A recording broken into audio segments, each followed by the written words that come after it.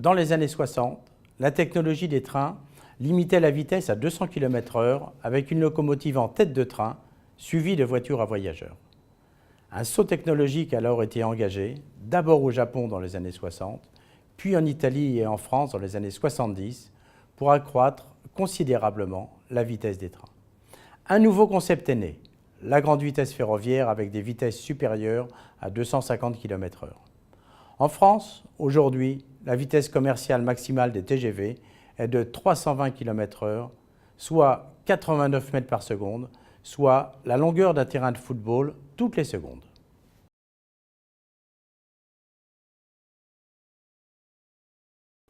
Les défis techniques ont été très nombreux pour dépasser les limites techniques de cette période sur le matériel roulant.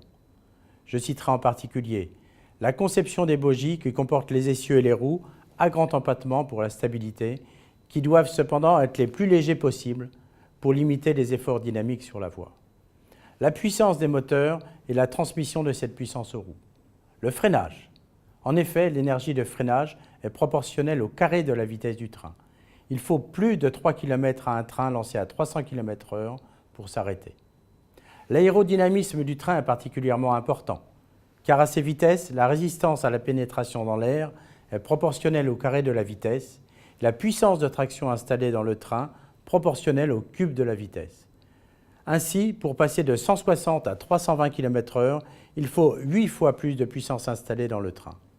La conception du pantographe pour la captation du courant dans la caténaire qui doit être suffisamment souple, mais aussi des éléments que l'on ne soupçonne pas, comme les roulements, les types de graisse de roulement adaptés à la grande vitesse et bien d'autres défis techniques.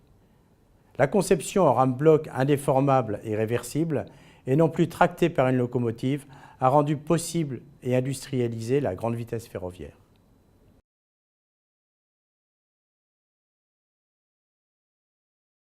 La grande vitesse est un système composé de matériel roulant, d'infrastructures, de signalisation, de gares spécialisées. De nombreux défis ont dû être relevés pour l'infrastructure. Les lignes classiques ne peuvent pas supporter des vitesses supérieures à 200 km/h. Aussi, des lignes dédiées sont indispensables avec des profils spécialisés, des courbes de très grands rayons pour limiter les forces centrifuges. Le fil de contact de la caténaire pour la prise de courant qui doit être suffisamment tendu pour ne pas rentrer en résonance avec le pantographe. Le ballast, les cailloux, qui doit pouvoir supporter ces vitesses sans s'envoler ni se fragmenter.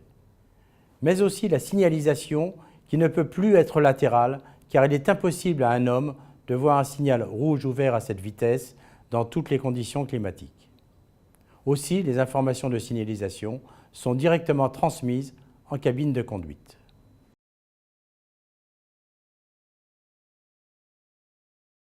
Bien sûr, il y a des différences. D'abord, il y a des différences de conception. Les trains à grande vitesse peuvent s'arrêter tous les 50 ou 80 km en Allemagne ou au Japon, ou bien circuler en pleine vitesse sans arrêt pendant des centaines de kilomètres, comme c'est le cas typique de la France. Cela induit des différences de conception. Il y a ensuite des différences techniques entre les pays voisins. Le TGV en France est vers la Suisse, vers l'Italie ou l'Espagne, le Thalys vers la Belgique, les Pays-Bas ou l'Allemagne, l'Eurostar vers Londres sont des trains qui peuvent traverser des frontières sans s'arrêter. Aujourd'hui, l'objectif est que les trains puissent passer d'un réseau à un autre sans problème. Par le passé, chaque pays construisait ses infrastructures et concevait sa signalisation, sa distribution d'énergie électrique, ainsi que ses systèmes d'exploitation, en suivant ses propres normes nationales. La conséquence en était qu'un train d'un pays ne pouvait pas circuler sur le réseau d'un autre. Et c'est pour cela qu'il a fallu inventer l'interopérabilité.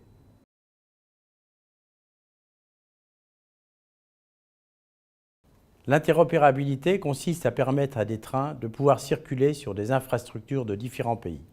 Chaque pays a des normes techniques différentes en termes d'alimentation électrique, de systèmes de signalisation, de systèmes de conduite, de gabarit.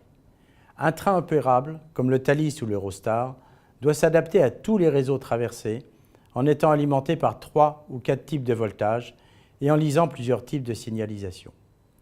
Parfois, on trouve des différences curieuses, comme le cas britannique qui oblige à peindre en couleur jaune au moins 40% de la surface frontale du train afin d'être vu de loin, ou difficiles à surmonter, comme dans le cas espagnol où l'écartement des voies est plus large qu'en France et oblige à utiliser des rames qui changent automatiquement d'écartement des roues au passage de la frontière sur une installation spécifique.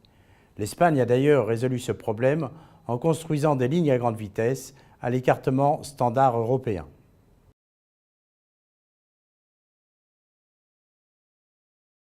Pour leur voyage de porte à porte, les voyageurs doivent emprunter plusieurs modes de transport, la gare faisant office de lieu de changement de mode entre les transports urbains, comme la voiture, la marche à pied, le vélo, le métro, le tramway, mais aussi avec les transports régionaux et les TGV.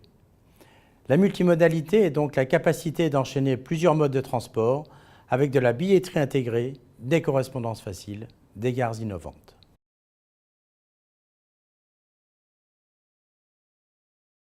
Les Japonais ont été les pionniers de la grande vitesse avec la mise en service du train Shinkansen en 1964 entre Tokyo et Osaka, puis en Italie en 1978 entre Rome et Florence, puis en France sur l'axe Paris-Lyon en 1981. Ensuite, la grande vitesse s'est développée en Europe, dans plusieurs pays, en Espagne, en Italie, en Allemagne, en Belgique, aux Pays-Bas, au Royaume-Uni, en Autriche, au Danemark, avec des lignes interopérables pour les liaisons internationales. Hors Europe, la grande vitesse s'est développée au Japon, en Corée du Sud, sur l'île chinoise de Taïwan, au Maroc, en Arabie Saoudite, en Turquie, en Russie. La Chine comporte actuellement les 2/3 de la longueur des lignes à grande vitesse du monde entier, avec 28 000 km de lignes sur 44 000 km au total dans le monde. Et dans les prochaines décennies, nous assisterons à de nouveaux développements aux États-Unis, en Inde, en Iran et dans bien d'autres pays.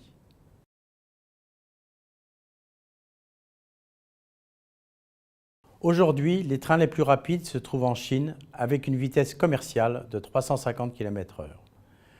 L'une des innovations en cours de développement est l'automatisation de la conduite des trains qui sera effective en décembre 2019 en Chine avec un train automatique au départ de Pékin vers le nord en passant par la Grande Muraille pour les Jeux Olympiques d'hiver 2022.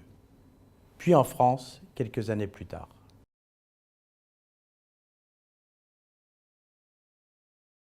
Oui, tous les 2 ans, l'Union internationale des chemins de fer organise un congrès mondial dans un pays où circulent des trains à grande vitesse.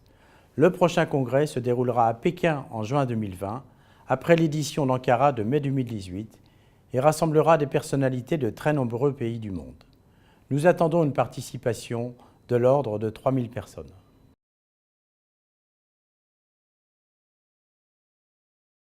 La grande vitesse ferroviaire est un mode de transport respectueux de l'environnement. Elle a modifié le paysage des transports, l'accessibilité des villes et des autres territoires. Elle contribue largement au développement social et économique des pays concernés.